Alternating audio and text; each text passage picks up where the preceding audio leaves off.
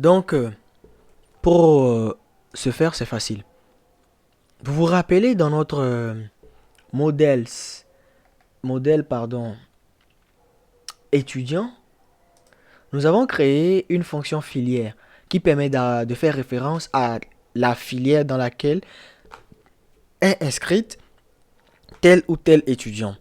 Donc, nous allons nous baser sur ça, sur cette relation-là, has one, pour pouvoir afficher le nom de la filière dans notre vue liste des étudiants. Donc, c'est simple. Ici, nous allons faire appel à cette fonction-là que nous avons écrite dans étudiant, filière, ici, filière, et dans filière, nous donnons le nom de la classe, libellé. Voilà. Si nous venons et que nous actualisons. Ok, app model filière mass return relationship answer but null was returned. Ok, un instant. Donc là, on a une toute petite erreur. Mass return relationship instant but null was returned. On va au niveau de notre étudiant contrôleur. Ah, c'est parce qu'il nous manque le mot-clé. On n'a pas mis de return. Donc maintenant, si on vient et qu'on actualise, on ne met pas de S. Oui.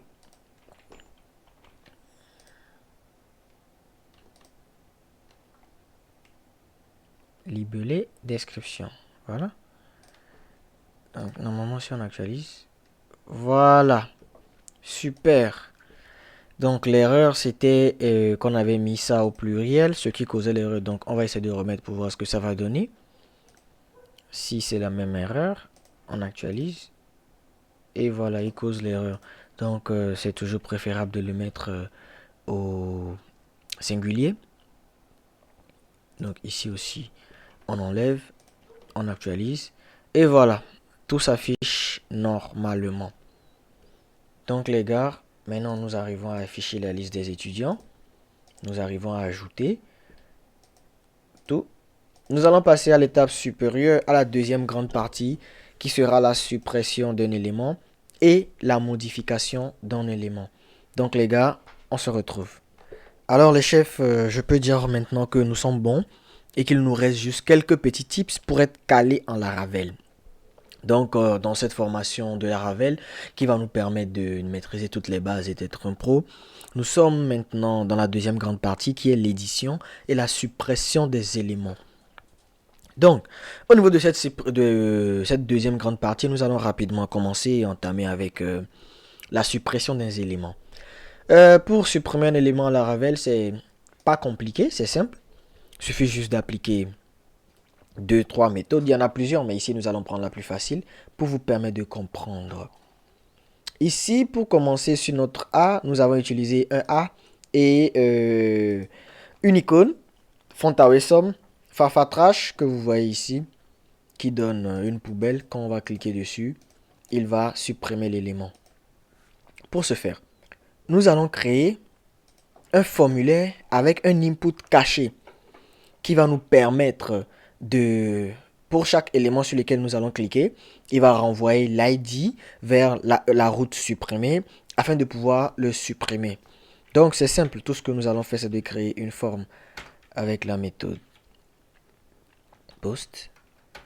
Ici, nous créons un input hidden. Input de point hidden. Name. Et nous allons mettre value aussi. Au niveau de l'action, ça sera la route que nous allons créer, la route pour la suppression. La route. Donc, au niveau du name, on met la barre de 8 méthode. Donc, nous spécifions la méthode. Certes, nous l'avons déjà spécifié dans le form, mais comme l'input est propre à chaque élément de la liste, nous allons mettre le name méthode et la values, la valeur sera delete parce que nous voulons faire une suppression. Delete. À notre forme, nous allons appliquer une ID Donc, l'ID va être forme, tiret, l'ID de l'élément en cours. L'ID de l'élément sur lequel nous cliquons. De l'étudiant sur lequel nous cliquons. Donc, nous prenons étudiant, tiret, ID. Étudiant ID. Voilà. Étudiant ID. Et nous allons rapidement aller créer notre route delete, notre route supprimée. Route 2.2. Ici, nous sommes en suppression, donc ça va être le mot-clé delete. Supprimer. Étudiant. Supprimer étudiant. Virgule. Étudiant. Contrôleur. 2.2. Classe.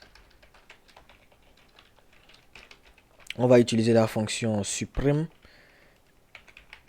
étudiant.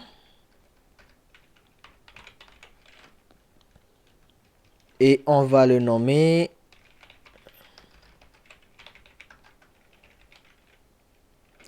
supprimer point étudiant. Supprimer point étudiant. Voilà. Donc ici, nous allons prendre le nom de notre route là. Nous allons dans notre liste étudiant, la vue liste étudiant. Donc la route ici. Voilà. Et qu'est-ce qu'on va faire par la suite? À cette route étudiant, nous allons envoyer en paramètre l'ID de l'étudiant que nous voulons supprimer. Donc, pour ce faire, voilà, virgule, on ouvre, on donne le paramètre, on va le nommer étudiant.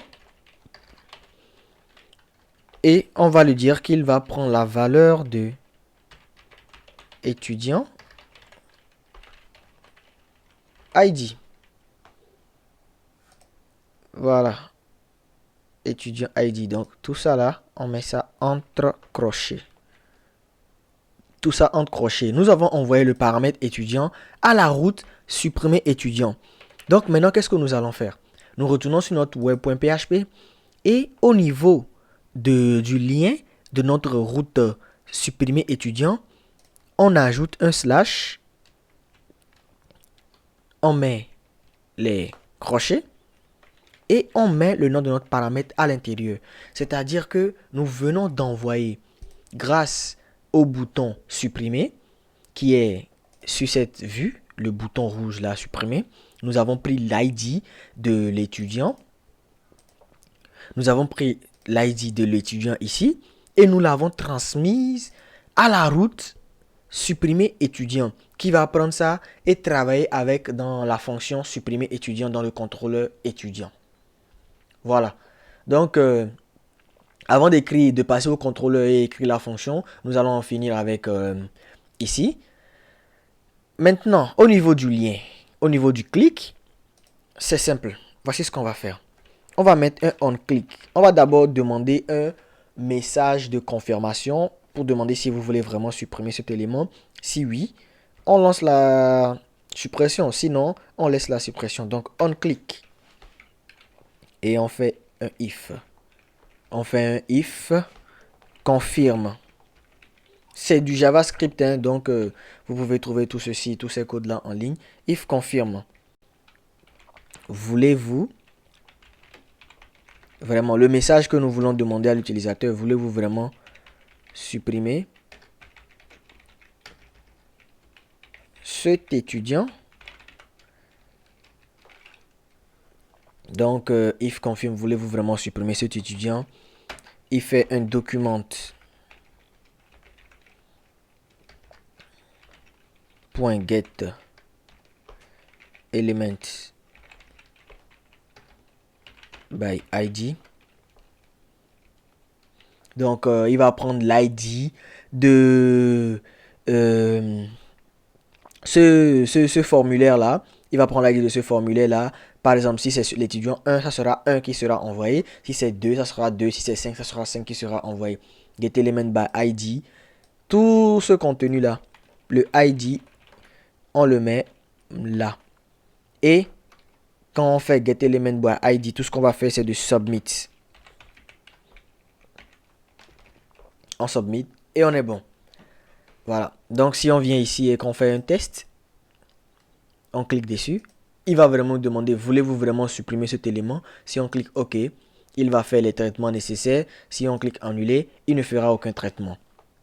Donc, maintenant qu'on arrive à envoyer le message de confirmation et qu'on arrive à transmettre l'ID, ce que nous allons faire, c'est d'aller dans notre contrôleur étudiant et de créer cette fonction supprimer étudiant. Donc, on descend là. Public function supprimer étudiant. Ici, nous avons une particularité. Vous vous rappelez qu'on a transmis le paramètre étudiant à la route supprimer étudiant. Donc, c'est avec cet étudiant-là, cet ID-là, que nous allons travailler dans le contrôleur, retrouver l'étudiant qu'il faut supprimer et toutes ces informations afin de pouvoir procéder à la suppression. Donc, ici, c'est une requête. Mais nous faisons une requête sur quoi? Une requête sur la table étudiant. Donc, c'est la table étudiant que nous allons appeler cette fois-ci au lieu de request. Et nous récupérons le nom de paramètre étudiant également.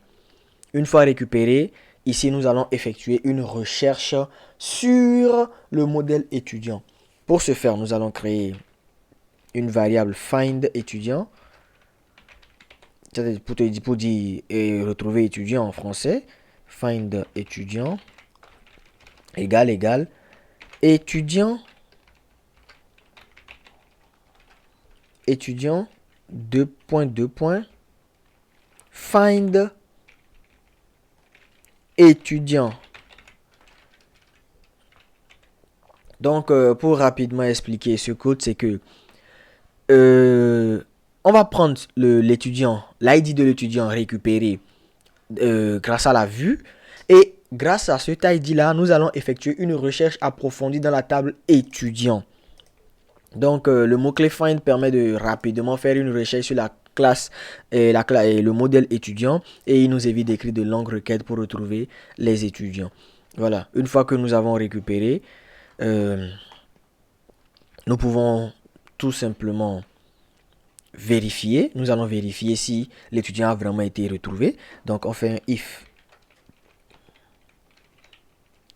not nul find étudiant. Si l'étudiant a vraiment été retrouvé, si l'étudiant n'est pas nul, alors ce qu'il va faire, c'est étudiant delete. Tout simplement, il va delete l'étudiant. Sinon, s'il n'a pas retrouvé l'étudiant, on fait un return back with. Donc, le mot-clé errors. Et on met étudiant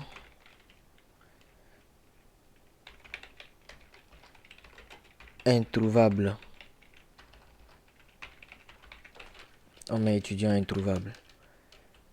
introuvable. Et voilà, on est bon. Donc, on va rapidement tester ça. Hein. Si on ne teste pas, on ne saura pas que ça marche ou pas. On actualise, on clique, on valide. Donc, il y a un truc qui ne marche pas. On dirait que ça ne marche pas. Donc, if... ok, différent de null. Voilà, if... voilà, plutôt comme ça. Toujours pas. Donc, on va d'abord s'assurer que l'élément est bien transmis. Et il ne transmet pas ça à la vue. L'élément n'est pas transmis. Donc, on vient au niveau de liste des étudiants. Il faut qu'on s'assure que l'élément est bien transmis. Donc, on clique forme étudiant ID. Donc, supprimer étudiant. On vient au niveau de web. Oui. Euh, liste étudiant, oui. Donc, nous avons fait une erreur au niveau de get element by ID. Tout ceci est entre griffes. Voilà. Donc, on vient, on réactualise.